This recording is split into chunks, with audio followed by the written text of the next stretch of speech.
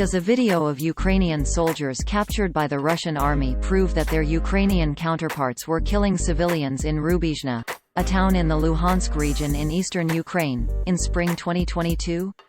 No, that's not true. The words of the POWs are not supported by any visual evidence or documents. Not a single reputable source in any language mentioned the described event. The claim was only shared by Russia-backed platforms, QAnon supporters and men's rights activists.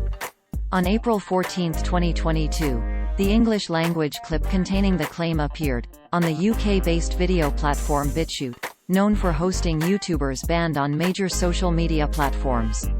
Using the Russian spelling of the Ukrainian town of Rubizhne, the headline said, "Ukrainian soldiers confirm they were ordered to kill civilians in Rubizhne."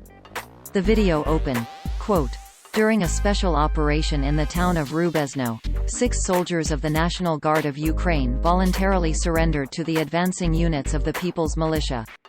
End quote. At the 0:19 mark, as the trio of men wearing military uniforms appears in the frame, the voiceover says, quote, "Our commander forced us. There was an order to shoot to kill at any moving person regardless of whether he was a civilian or not.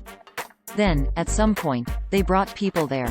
There were women and men among them." End quote. As the men remained in the frame, the voiceover continued, quote, "It was a full shambles. People who were brought were with white armbands. They were residents of Rubizhne. They were put in front of us, and we were given the order to shoot them all. They wanted to shoot them for what had been done, allegedly had been done in Bucha." End quote. This is what the post looked like at the time of writing. Source: bitchute.com. Screenshot taken on Friday, July 8, 0 hours 26 minutes and 47 seconds 2022 UTC. The upper left corner of the clip points to the source of the video. It shows the logo of the People's Militia of the Luhansk People's Republic, described as a temporarily occupied territory by Kyiv officials. In fact, 4 days earlier, on April 10, 2022, the account of the Lugansk People's Militia posted an identical video in Russian. Its duplicates can be found here and here. Source: vk.com. Screenshot taken on Friday, July 8, 2 hours 55 minutes and 44 seconds 2022 UTC. The Russian-language audio clarifies that the man talking on camera said that the reason for the alleged order to kill civilians was revenge for what was done in spring 2022 in Bucha, a city in the Kyiv region, not Bucha as mispronounced by the English-language narrator. That could have been intentional to mislead the audience. There are reasons to believe the BitChute video was not even created by the user who posted it. In April 2022, Southfront.com published a press release that contained a link to the same fully edited and narrated English-language video available to be downloaded for free. Source: Southfront.com. Screenshot taken on Friday, July 8, 13 hours 57 minutes and 10 seconds 2022 UTC. According to the European Union's disinformation database, Southfront.com is a multilingual Russia-backed website that masquerades as a source of independent reporting and analysis but, in reality, repeats the Kremlin's talking points.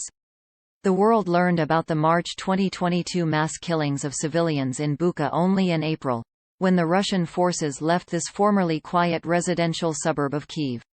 In response to the accusations of possible war crimes, Russian authorities simultaneously denied the fact of the massacre, claiming that it was staged, and blamed Ukrainians for killing residents of Bucha. Lead Stories has already debunked these claims here and here. By saying that the alleged order in Rubizhne was an act of revenge for Bucha, the POW refutes the Russian claims, too.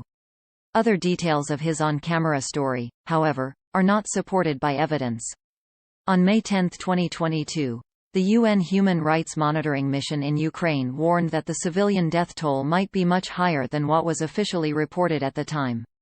Rubizhne was one of the localities of particular concern due to heavy fighting and indiscriminate shelling by Russian forces.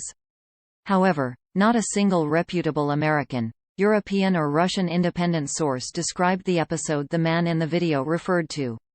Moreover, his story contains inconsistencies and lacks key details. According to the man, his group consisted of 8 men, but 2 were killed during their escape. However, we only see 3 in the frame, and it's unclear what the destiny of the others was after they became POWs. The man omits how he knew that the people in question were civilians, whether they were moving or not, and what happened to them when he and other men from the group refused to follow the order, given that, according to the video, there was enough manpower to put the alleged armed rebels under arrest.